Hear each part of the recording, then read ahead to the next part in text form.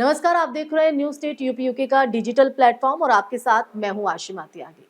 मेरठ से रक्त रंजित की ऐसी तस्वीरें सामने आई हैं जो दिल को झकझोर देंगी। दरअसल एक ही परिवार के 5 सदस्यों की हत्या कर दी गई। जहां दंपत्ति का शव चद्दर से लपटा मिला है, तो वहीं 3 बेटियों की हत्या करके उन्हें बेड के बॉक्स में छुपा दिया गया। अब लेकिन ये नृशंस हत्या किसने की है, इसके पीछे की मंशा क्या है, ये सवाल कहीं ना कहीं लोगों के जहन में चल रहे हैं।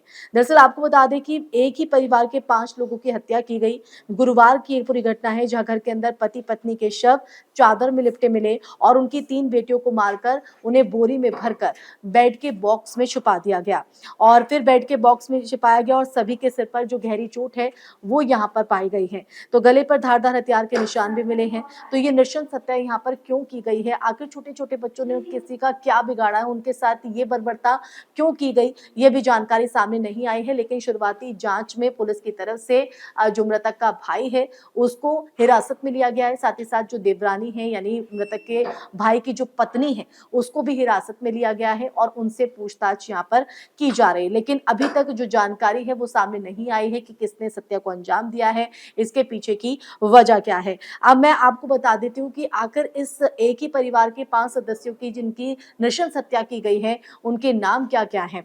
तो आपको बता दें कि शुरुआती जांच में सामने आया कि परिवार के 5 लोगों की पत्थर काटने वाली मशीन से उनका गला काटा गया। पूरा मामला लिसाड़ी गेट इलाके के सोहेल गार्डन का है।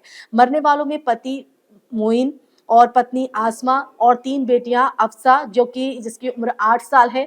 इसके अलावा अजीजा जिसकी उम्र 4 साल और अदीबा 1 साल की बच्ची थी जिनकी नृशंस हत्या कर दी गई। मोइन मिस्त्री का काम करता था और आसमा उसकी तीसरी पत्नी थी। पुलिस और फोरेंसिक टीम ने घर की तलाशी ली, जिसमें एडीजी और डीआईजी की तरफ से कहा गया है कि शुरुआती जांच में जो हत्या है उसके शक में मोइन के भाई को हिरासत में लिया गया। यानी हत्या का जो शक है वो भी शुरुआती जांच में मोइन के भाई जो मृतक है उन पर जताया जा रहा है, उसको हिरासत में लिया है। एक झोलाछाप डॉक्टर भी रडार पर है। हालांकि झोलाछाप डॉक्टर क्यों रडार पे है, इसकी भूमिका क्या है इस हत्या में, ये भी सवाल खड़ा हो रहा है।